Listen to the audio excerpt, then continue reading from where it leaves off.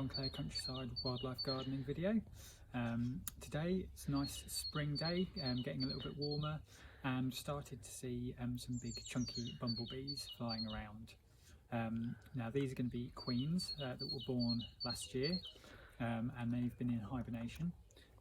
They're coming out of hibernation now, and the first thing that they want to be doing is replenishing some of that body weight that they've lost over the winter.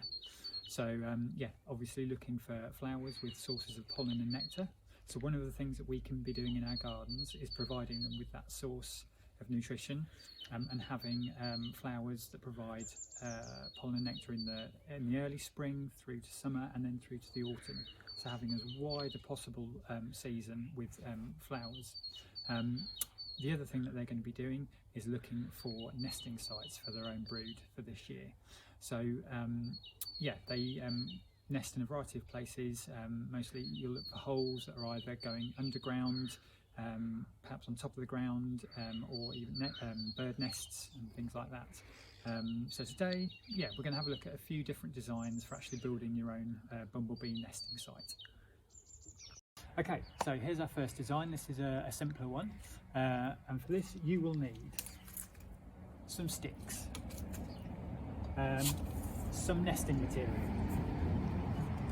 a plant pot saucer, and a digging implement.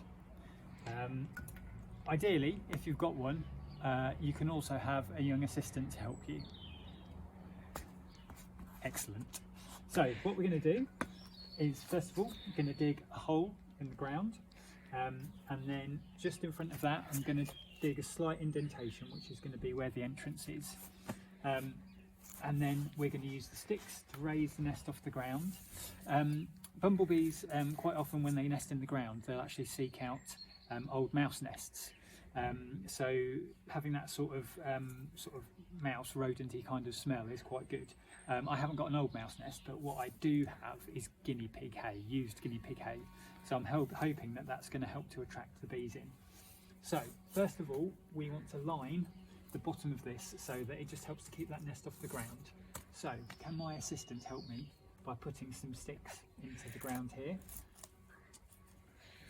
That's it. And we'll do it, hopefully we'll do it with a bit of a lattice structure, so we'll put them down lengthways first of all. That's it. Doesn't matter too much if it's a bit rough and ready. Okay, so great job, Imogen. So now we've got a nice platform to put our nest in. Here's the nest, so if you can put that into the hole for me. That's it. That's perfect, nice there. What I'm going to do, where our entrance is, I'm actually going to try and create a little bit of a hole going into it so that it's easy for Queenie to get inside there. That's it. And then all I need to do then is just put our tray and sit that nicely on top. And there we go. So we've got a hole just here with that on top, and then all I'll do is I'll get my trowel and I'll cover that back over. And that's nest site number one. Right. And here's our second design of bumblebee nest. For this you will need a terracotta pot or another plant pot.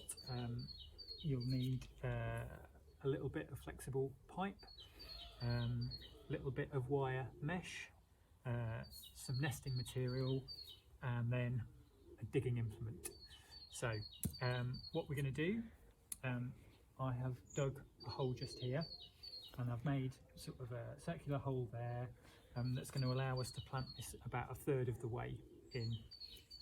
I've then dug a little trench that comes out from that, and that's where our nest hole is going to come out.